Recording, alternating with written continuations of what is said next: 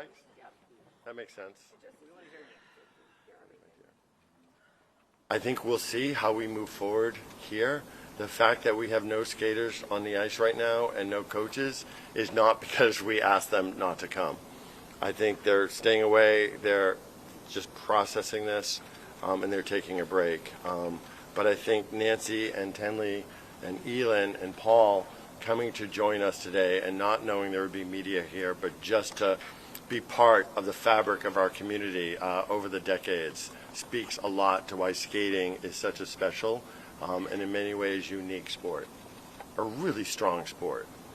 I will attest to that, going through something tragic, not like this, but myself, that the communities stood behind me, and I'm grateful for that. And so it's my turn now to hopefully be here.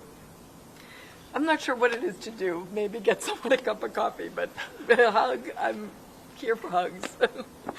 I don't know. It's just, I want to be able to give back what I feel like I got. So there is like this, you don't have to know everybody to feel that connection. We've been through the same thing, that training, that rigorous schedule of falling over and over and somehow picking yourself back up, which is like the main lesson I think learned in skating is you get back up. Keep on trying, and even when it's hard, you get back up. Even when you're crying, hurt, pain, you get back up and move forward. It's not easy, but that's what we all have to do now together.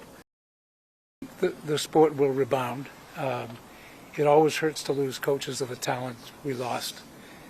In 1961, the same thing happened. We lost some very, very outstanding coaches, but coaches came up and worked harder. To Nancy's point, Nancy went through a very tough time. She had great resolve in 1994 and came back.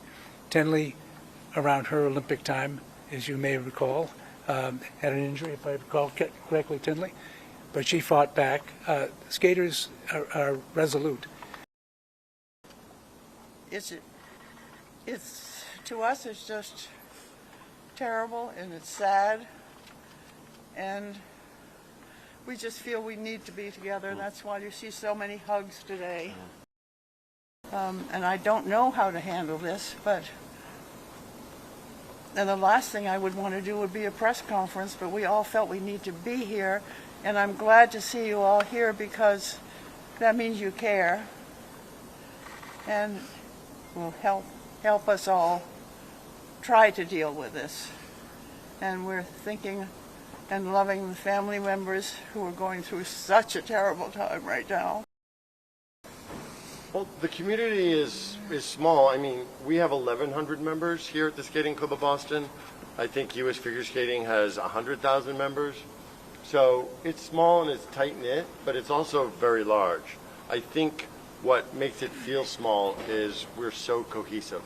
And for Nancy's point, and I think Tenley's as well, what you experience at an ice facility here in Boston can be so similar to what you experience in Los Angeles and elsewhere, that there's a common denominator to it. So folks feel this and can relate to this. They can relate to having young kids in their own facility, whether it's here in Boston or Northern Virginia or DC or elsewhere in the country.